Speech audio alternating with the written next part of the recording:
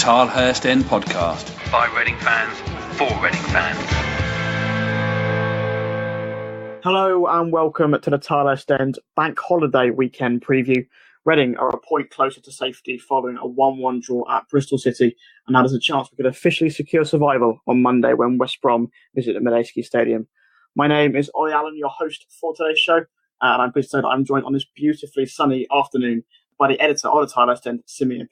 How's it going, Sim? Well, it's a particularly beautiful afternoon when you just picked up an unlikely point at Ashton Gate, so I'm absolutely wonderful. How about you?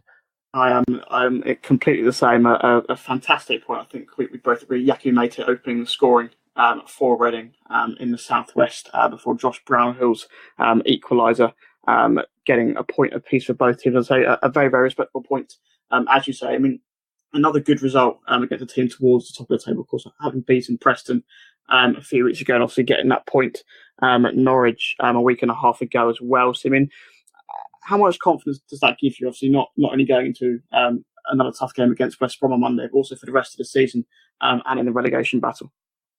I think just the last couple of results we've had shows that we can pick up points in pretty much any match at the moment.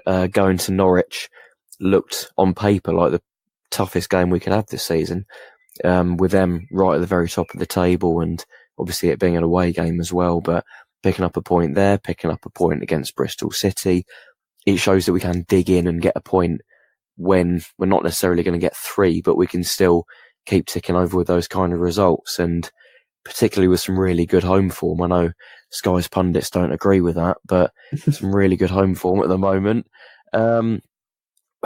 We're just picking up points a lot easier than we were under Paul Clement a while ago. Even if we're not winning, we're picking up draws here and there, and considering we can get it done with a draw on Monday pretty much, depending on what Rotherham do. Yeah. We're in a very good position, and I'm just delighted to be looking at the rest of the season thinking we might have nothing to play for in the last 2 matches, when a little while ago not all that long ago, we were thinking we got to dig our way out of the bottom 3 rather than just staying out of it. Yeah, I think obviously we were thinking for a while that it might go all the way down. Sort of final game with against Birmingham. Of course, it might still go down to the final game, but Reading in a much, much better position than they were sort of a couple of months ago. As you say, Scott Minto and co.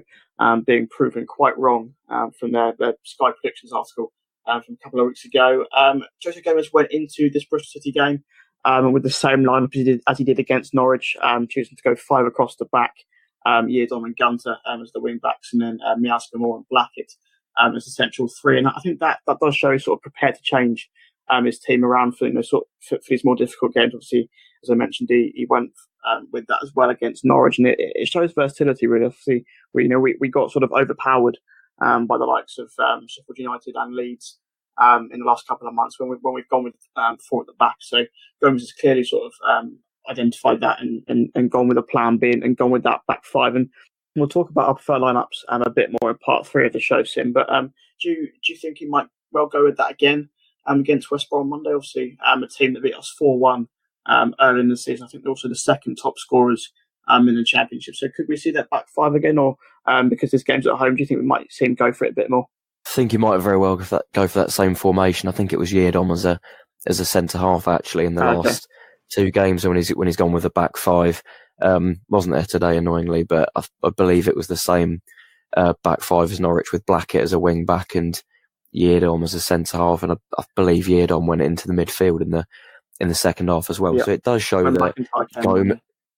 Exactly, it shows that Gomez is willing to change things up, to just tweak things tactically here and there. And I think when you compare him to Jaap Stam, which is probably the most kind of obvious comparison, Jaap Stam did make the odd tactical change here and there, but generally speaking, he was too rigid tactically. It was too much about trying to keep the ball and influence games with possession. But you look back at the last couple of weeks, and Reading haven't had that much of the ball.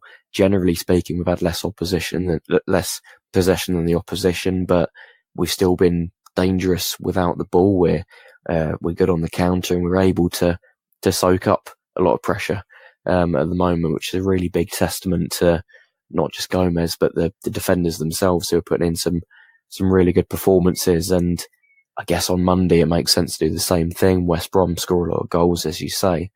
So there's not really too much need to risk it. I think if Reading are too open and try and play too expansive football, then there is every possibility that we just get picked off at the back by a really strong West Brom side. And it's not about really good attacking performances at the moment. It's about just grinding out points. And if we can get a big point, then that's one step closer to safety. Absolutely. Well, let's hear from Jose Gomez then. He's been looking ahead to Monday's game with West Brom. Very good players, very, very, very good players, very good team. They are fighting for the positions that can give them the chance to play the playoffs. So it will be a tough game again. But like all the games in the Championship, all the games are tough, and we must prepare well during these 2 days, recover well, sleep well, to be ready on Monday to get the points that we want. We must win. Looking at West Brom in a bit more detail then, they are currently fourth in the Championship and have been, I think, for what seems like forever, really. The 21st of January was the last time that they didn't occupy that fourth spot. They did, of course, quite surprisingly, sack Darren Moore a month or so ago. I think it was sort of mainly their home form that was a key reason for that. Since then, though, they've won 5 out of 7 games under caretaker manager James Sharn, and that included a 3-2 win over Hull on Good Friday, which they came from behind in that game. They were 2-1 down in the second half and came back to score to get all 3 points. I mentioned their excellent goal scoring record earlier. They've scored 84 goals in the Championship so far this season, which is only bettered by Norwich's 85, I think, at the time of recording. They play Sheffield Wednesday later tonight, so that could extend. But 23 of those goals have come from Dwight Gale, who scored twice on Friday. 21 have come from Jay Rodriguez, who actually missed his first league game of the season against Hull on Friday, but I believe he should be back for Monday's game. So there's plenty of attacking quality in that team, Sim, and of course Hal Robson-Kanu as well.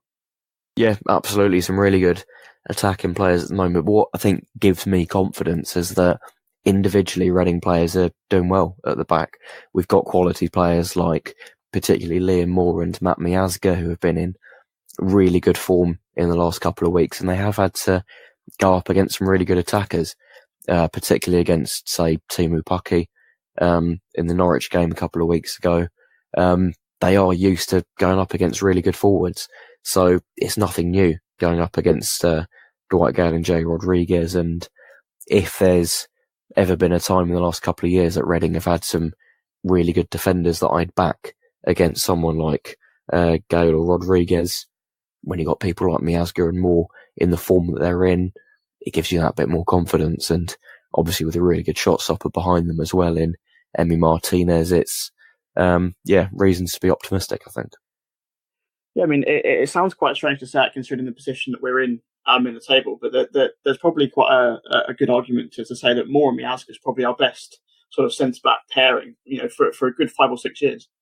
Yeah, absolutely, and they've got a really good understanding at the moment. I think it's the kind of thing you pick up by body language as much as anything else. I think you go back to when Thiago Olly was here and other defenders playing as well.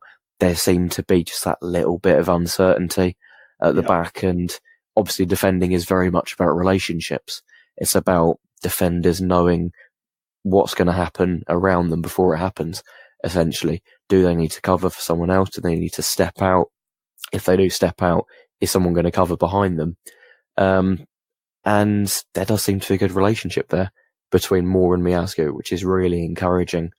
And I'll be delighted if Miazga can stay beyond the summer and we can really continue that and let that partnership grow and grow, because when Reading have had solid, reliable defensive partnerships at the back, we've tended to do well. You think of Pearson Gawkes, Ingemarson and Sonko, just as a couple of examples. I guess even Hector and Pearce that season when we got to the FA Cup semi-final. When you do get those relationships sorted and really nailed down and consistent, then you can go places. To give a shout out to a fellow Reading podcast, Alan Parkwell was a fantastic interview with Liam Moore earlier in the week, and he spoke very highly of Matt Miazga and all of the loanees, to be honest with you. But I think he was very clear that the relationship with Miazga was a big reason as to why Reading sort of improved defensively in recent weeks. Looking at West Brom's defence very briefly then, they do actually concede quite a few goals as well as scoring them. They conceded 58 so far this season, which is the joint third worst record in the top half. They haven't kept a clean sheet in any of their last 5 games. Potential for someone like Yakou Meite. Their away record isn't the greatest either. Just one win in the last 4 on the road for them, including losing their last 2. And you mentioned it earlier, Sim, with Reading's fairly decent home record of late. I mean, how nice is it, as I was saying earlier, to have some hope going into these games and not really be fearful of getting thrashed or mauled. Yeah, psychology is vital at the moment, to be honest. You really just got to believe that you can get the win. But I guess it's not just about the influence of the manager and the form of the team as well, but the atmosphere at the Medeski Stadium seems a lot better now than it has done in the past. The not just atmosphere in terms of how loud the chanting is, which obviously Club 1871 have done really well with, but just generally all around the stadium, it's a lot more positive, it's a lot more supportive. If a Reading player wins the ball back or as I go from far out, there's really a kind of that little bit of spark that gets into the home crowd and they really roar the team on. And it's a little thing, but you really do miss it when it's not there. And I think one of the things that Liam Moore's been saying, particularly on that Elm Park Royals podcast, which is very good, of course, is that the support is really important. It really does pay off for the team. And when we can really get up a good atmosphere and make it more intimidating, essentially, for the opposition, then we stand a much better chance of pulling off results like a draw or a win against a very good West Brom side. Yeah, there's an in-depth discussion on Club 1871 in the South Stand on the main show with Mark Mayer and Dave Handbags Harris earlier this week. So do go back and listen to that if you haven't already. But it is time then for the view from the town end, where we get the thoughts of a West Brom fan ahead of Monday's game. The view from the town end. What do the opposition think? View from the town end time now, and with Reading hosting West Brom on Monday. I'm joined by Baggies fan Josh Bland from the Boing Cast. How's it going, Josh? Yeah, I'm really good. How are you doing? Yeah, very well, thanks. I've been slightly less nervous as this game doesn't look as though it's going to mean quite as much to us as it did a month or so ago. Yeah, indeed. Well, obviously you got a great result yesterday, and I think it's similar for us as well. We're basically in the playoffs now, so it could be a bit bizarre having to get a game like maybe a couple of weeks ago would have been massive for both clubs, but actually, I think we should be a fairly relaxed encounter on Monday. Which is just the way I'd like it to be honest with you. But we were in deep trouble last time. These two sides, I think that 4-1 win for you guys, I think meant we were only outside the bottom 3 on goal difference. I think it put you second actually, if I'm right. I think right in hunt sort of automatic promotion. I think obviously you're now in 4th place, and with the playoffs all but secured, as you mentioned. I mean, talk me through what's been going on the last few months at the club. Yeah, it's been a bit of a weird one, and I think from the outside looking in, it looks especially sort of strange with the Moore sacking and sort of I think people look at our squad and think, yeah, that's one of the strongest squads in the league, and maybe feel like we should be pushing the top 2. I think in sort of a nutshell, what's happened is the board have taken decisions that I'm not going to say have sort of completely torpedoed our chances of going up in the top 2. Yeah. Because I think performances towards the end under Darren Moore had started to degenerate a bit. But I don't think the sacking of Moore was a particularly popular decision. And the lack of plan for what happened afterwards, not being able to get in Jukanovic, not being able to get in Alex Neil, kind of very publicly, that has sort of left a lot of fans fairly bemused, and obviously Darren Moore was a popular figure with the supporters and at the club. So it's I think the story of the season is sort of vaguely enjoyable performances and attacking football on the pitch, and then off the pitch sort of bubbling resentment of the board. I mean, I was going to ask about your opinion on that Moore sacking. Obviously, it was mainly the home form, I think, sort of reading into it that wasn't the best. I think what was your opinion on the sacking? Look, I still don't like the decision. I think it's I think it's genuinely one of the most upsetting decisions that I've ever sort of been in any sort of proximity to. Just because I think what Darren Moore had built was almost beyond mere results. He'd managed to kind of really unite a fan base that was really divided after Pulis and Pardew's sort of reigns of terror, and it was. He was just such a likeable guy, and what Darren Moore represented, I think, was a chance for us to have a manager who was who was a supporter, who was sort of one of us, in inverted commas, who could really build something over 3 or 4 years. And if you're looking at it really coldly, I sort of understand the decision. If you sort of replace him quickly, which we obviously haven't done, in the sense that the home form was really poor. We hadn't won. I think we didn't win in his last 8 home games, something like that. And the performances were worrying. There were problematic relationships between the board and Darren Moore's assistant, who he was fiercely loyal to, Graham Jones, who I think is now going to go off and be a Luton manager next season. And there's sort of, I think, problems with the assistant also kind of played into the board's decision. But just for me, it's a product of our desperate financial need to get back in the Premier League as quickly as possible. And I don't think even 5 years ago, 10 years ago, when there's a bit less of a kind of financial disparity between the top 2 leagues, I don't think he gets sacked. I think he's given that chance to, at the very least, see out the season, probably try and build something more long term. Well, James Shan has come in. The under-23s manager, I think, was caretaker for a bit, and then the club announced he'd be staying in the role until the end of the season. Would you have liked to perhaps seen a bigger name, or have you like what you've seen so far from Shan? We needed a manager. Jimmy Shan has you know, he's actually made some very promising decisions, and his selections have been very good. And given the fact that, you know, he's squarely not a manager, he's managed 6 games in his entire career. He's actually done quite well, but the only way that you can justify the Moore sacking, and the phrase that the board used that was sort of picked up on by the press when Moore was sacked was, it was done in the interest of giving us the best possible chance of getting promoted this season. Okay. Well, you need someone to come in then who's going to be a genuine improvement on what Moore was. And Shan is, you know, a very competent coach. He's done very, very good things with our youth setup. But I don't see how he's going to be sort of or certainly until the end of the season, any better than Moore, really. And I think, we needed someone like Jukanovic, Neil, Wagner. These are the names that were being linked with. And the fact that that's not materialised, I think, is a source of great frustration to a lot of Albion fans, without being sort of a comment on Jimmy Shan himself, who's a genuinely likeable guy. How do you view your chances of going up? Obviously, I mentioned, you know, the playoffs all but secured early. I mean, would this season be considered a failure if you didn't go up? Obviously, having coming down from the Premier League only last season. If you'd have said this to me at the start of the season, I'd have said probably not. If we didn't go up, that's probably fair game. As the season's developed and it's become clear how sort of where our squad sits in terms of the Championship, or certainly compared to the rest of the field, I think we should be disappointed that we're not in the race for the top 2. Yeah. I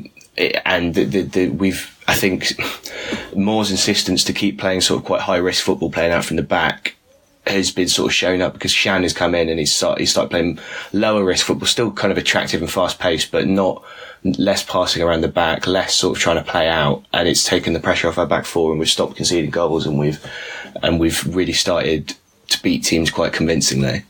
And there is a sense that if we just stop dicking around with it earlier in the season, stop trying to overcomplicate what we're doing. We've got really good wingers, we've got really good strikers, and we've got, you know, decent centre backs. The spine was there for us to challenge. So I think in that sense it'd be a disappointment, but I don't fancy our chance in the playoffs. You know, we've had 4th pretty much nailed now for about a month. We've got no real momentum. Yeah. Villa and what looks like it might be Middlesbrough below us at Asling Stand, and then Sheffield United or Leeds above us. I think we would be the team that other teams want to play. In terms of your point of view, Josh, which team would you fancy in the playoffs to play?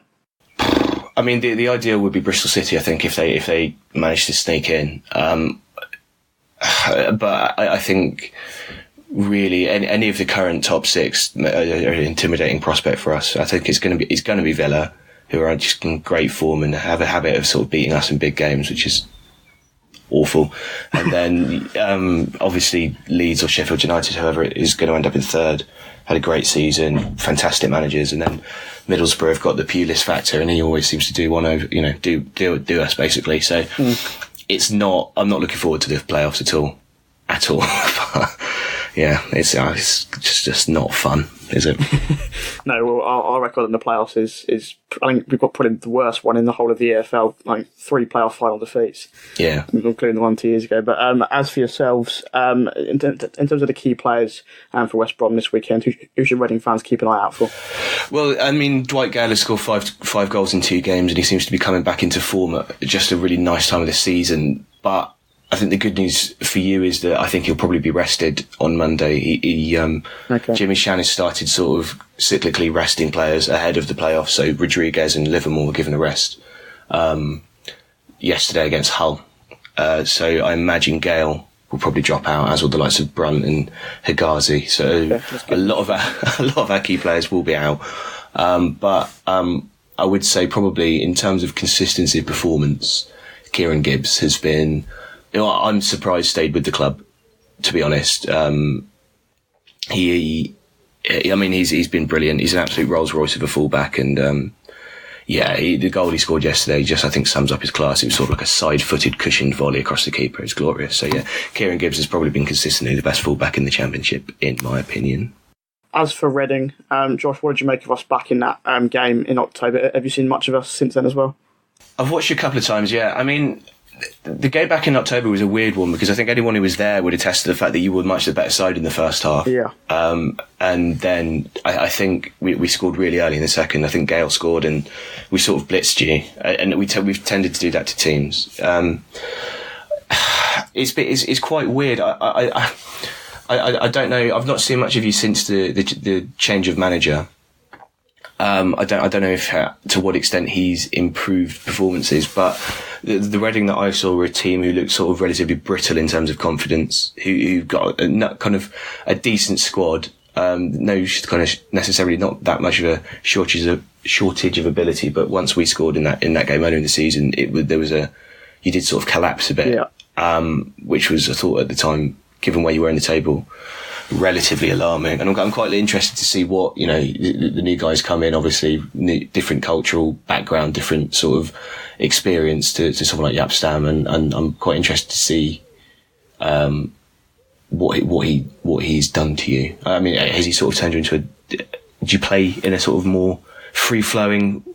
Yeah, I mean, it's back towards the possession style of play that Stam implemented, but I think Gomez is actually he's more assertive in that. I think we do try and move the ball forward a lot more under Gomez than we did under Stam. I think a lot of stats we kept a lot of the ball sort of in our own third under Stam, but I think Gomez is a lot more trying to get the ball forward. I mean, you hit the nail on the head there really with the confidence point back in October. I think that's been one of the main issues for the side over the last 2 years. It's just confidence. I mean, I think when we go behind in a game, I think there's virtually no hope of us coming back. I think we beat Wigan 3-2 last month, and I think that was the first time we'd come from behind to win a game for about 2 years. So I think the confidence points was key, but I think Gomez has instilled a bit of belief in these players. And I think that's been the key thing. I think we get little sound bites from these players saying that he's sort of instilled this positivity. I mean, he speaks very, very well, I think, and the fans have taken to him very, very well indeed because he speaks so well, in his press conferences. And he seems very charismatic. Very, sort of very, very lazy comparison, but he has that sort of swagger about him that certain other sort of young Portuguese managers who came over to the Premier League, or maybe 10 or so years ago had. So yeah, I'm looking forward to it. I think I'm expecting a much sort of sterner test than the one that we faced at the Hawthorns. Yeah, I think for sure as well, because it's at the Medeski Stadium. We've only lost once there since New Year's Day, and that was to Leeds. So obviously yourselves are right up there as well. But finally, then, Josh, can I get a score prediction for this game?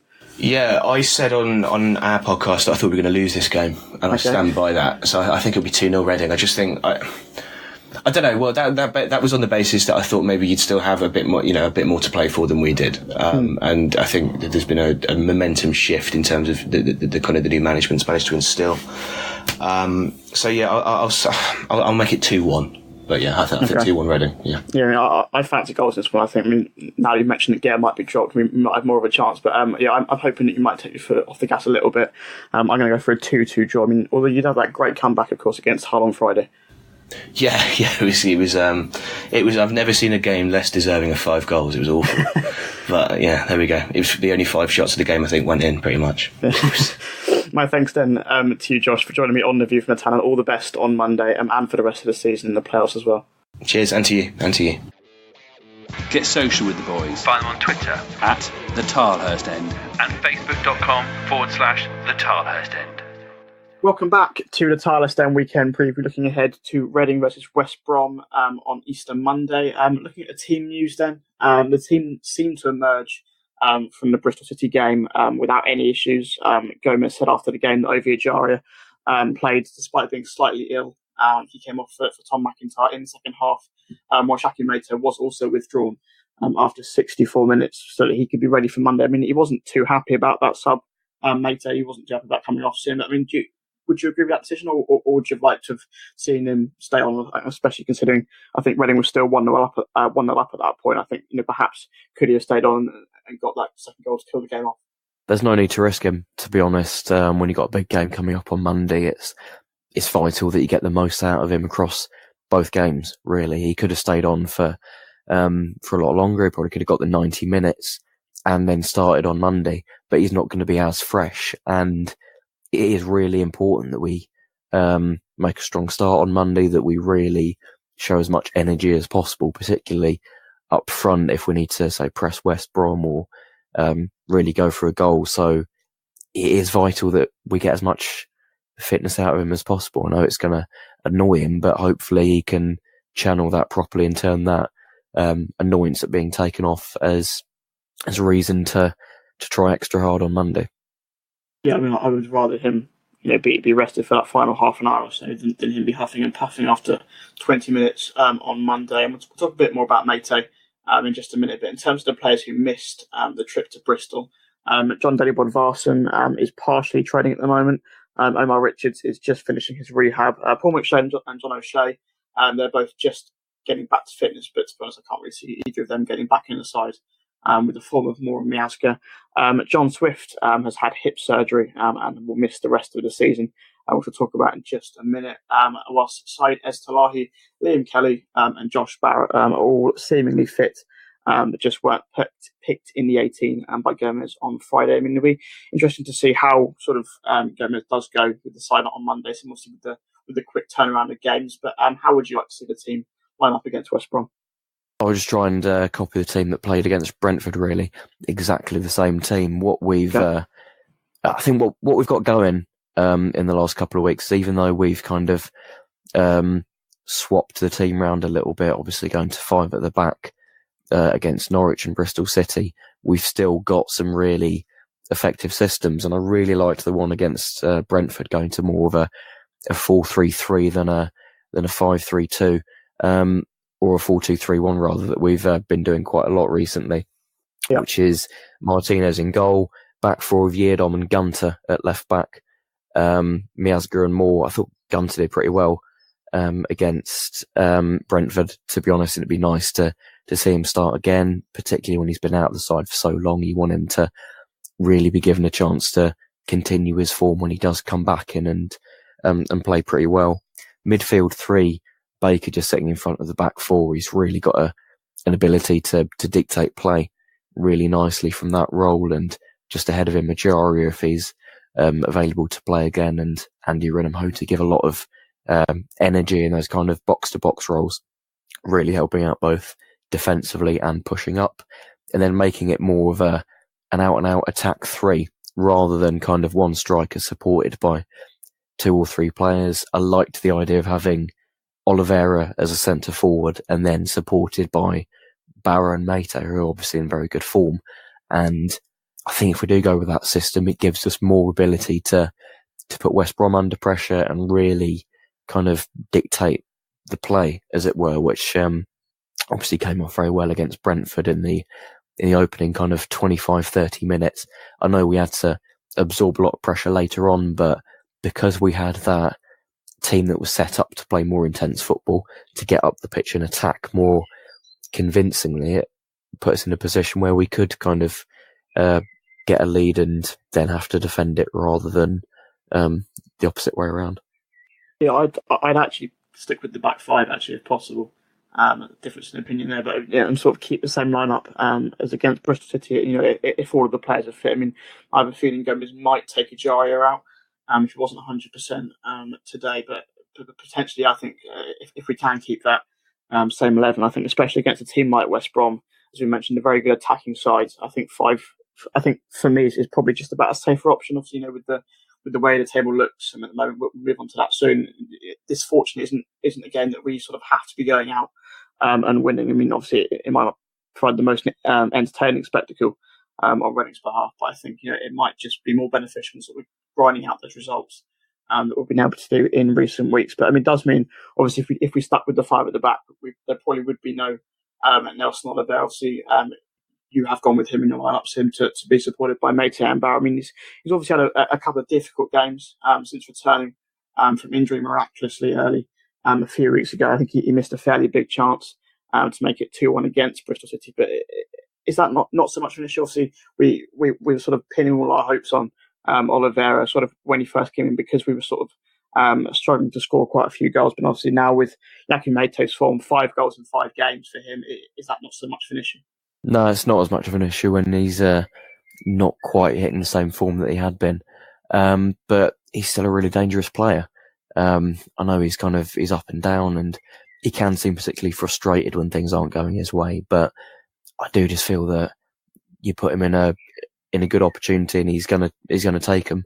Really, he's probably our most reliable striker all round. I know Yakou Meite has been in really good form, obviously, but Oliveira is still a really technically gifted player, and he only needs one chance on Monday, and he can turn his form around very nicely. And I'd certainly give him that chance. Let's mention one player we definitely won't be seeing on Monday, or indeed for any of the rest of the season, is John Swift, who underwent hip surgery earlier this week after picking up an injury against Preston last month. Now, there's a slight chance that means we might have seen the last of Swift in a Reading show. Obviously, there's been a few rumours about possible departure for him this summer. Leeds United reportedly interested in him at £7 million, the figure being floated around in the media. 2 questions for you on that basis, Sim. Would you be happy with 7 million if Swift was to depart? And also, you know, how much would we miss his influence on this team? Be delighted with 7 million, to be honest. He's a good player, but he's not worth 7 million. So if we can get that, then it's absolutely something we've got to take. Yeah. I think all round he's. I guess I'm a Swift fan. I like what he can bring with the team. He's certainly our most creative player. Yep. Technically, he's very good. I think a lot of the other players in the squad really talk up his technical ability. But he's the kind of player that tends to show that in spurts. He'll come up with a magic moment in a game, but then go missing for the rest of it. You think of the Wigan match not that long ago, when, generally speaking, he wasn't particularly influential all round, but still managed to come up with a really good free kick goal in the first half that proved to be crucial later on. Similarly against Blackburn, he didn't do too much apart from a goal and an assist, which you can't really argue with. But it's a tough one. I'd love to keep him in the long term, ideally, but financially speaking, the club is going to need to make the most of all the resources it has. And if it comes down to a choice of keep John Swift or sell him and perhaps bring in a couple of loan players, then I'd certainly go for the loan players.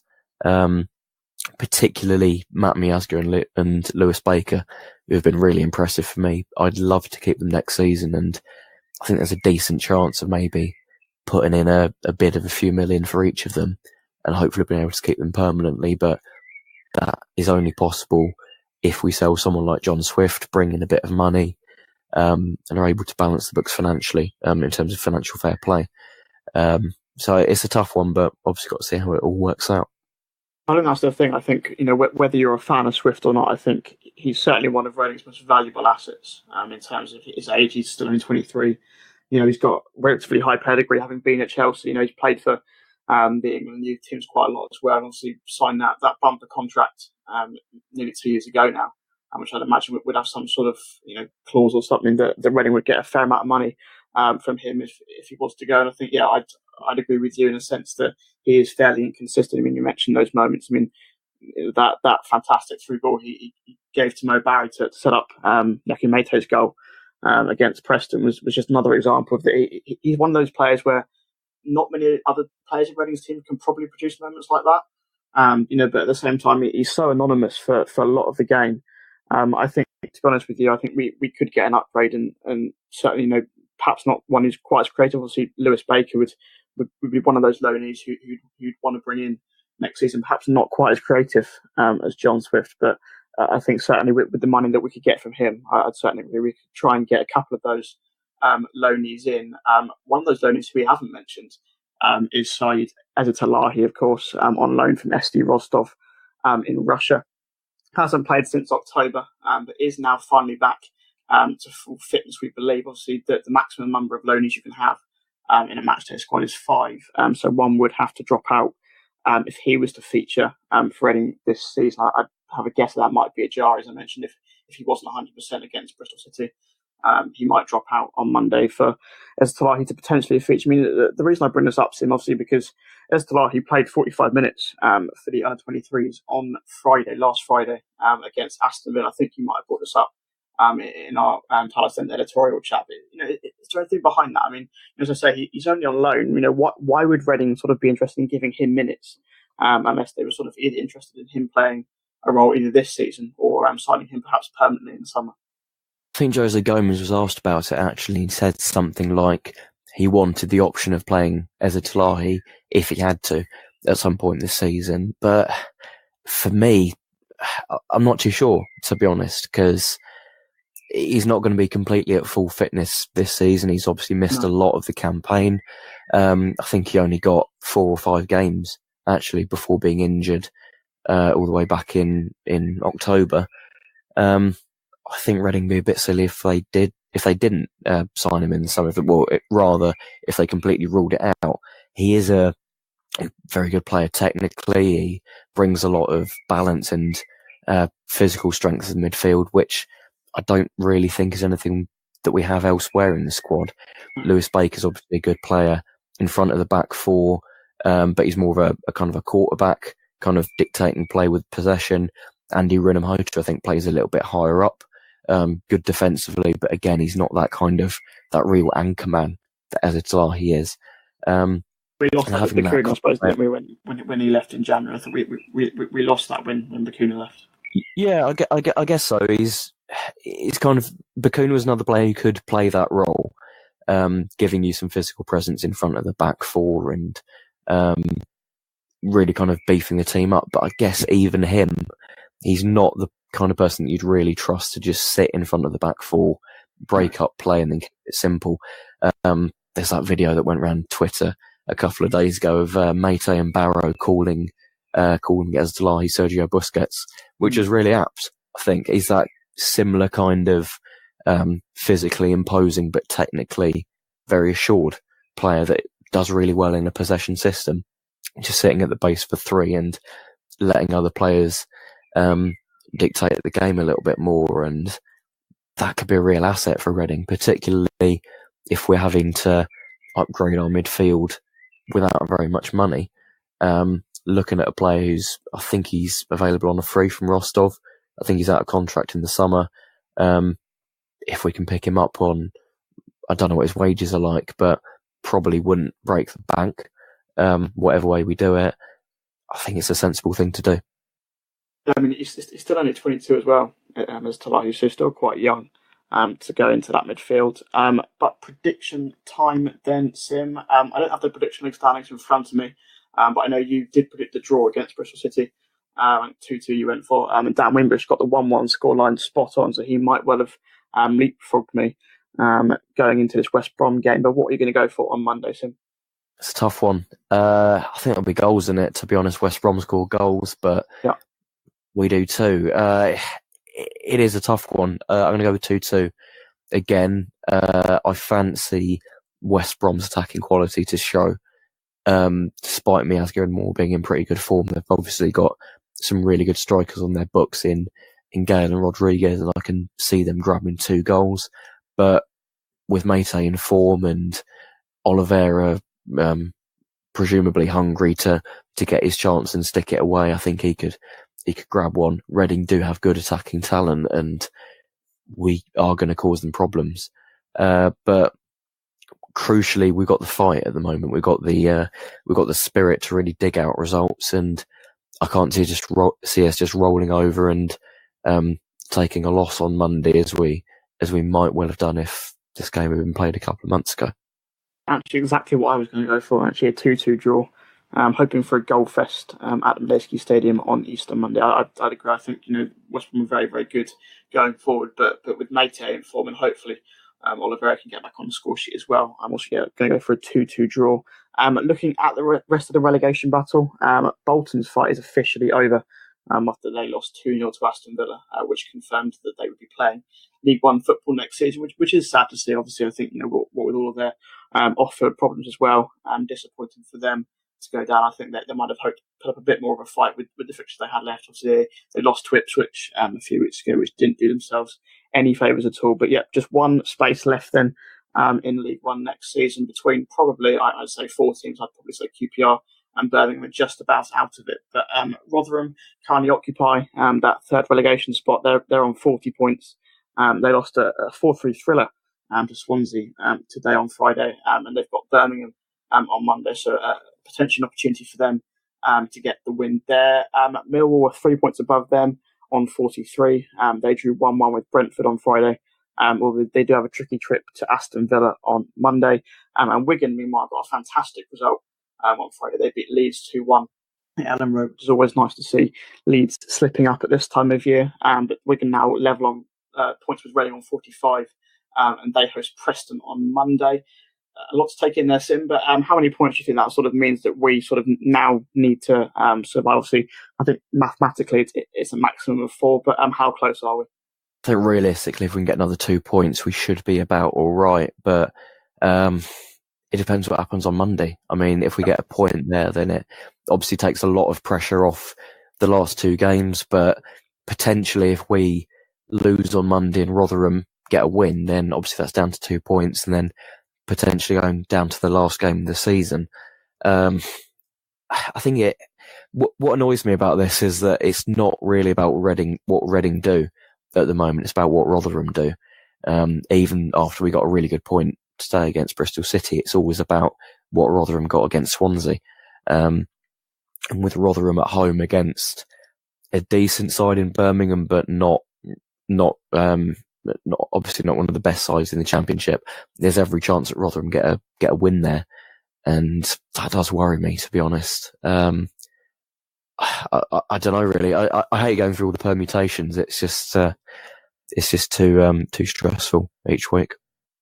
I mean, I think obviously with today with the way the fixtures came out, and us playing at midday, and sort of having to sit through the 3 p.m. kickoffs with Rotherham going ahead, being pulled back, going ahead again, and then Swansea thankfully coming away with the win there. Obviously, as I mentioned, Wigan getting that fantastic result against Leeds. But yeah, Mark Mino could be talking about Reading being officially safe from relegation on the main show after the West Brom game, which would be just glorious, really, to be free from worries with 2 games to go. So do keep an eye out for that show in your podcast feeds. I think probably the Monday evening or Tuesday morning.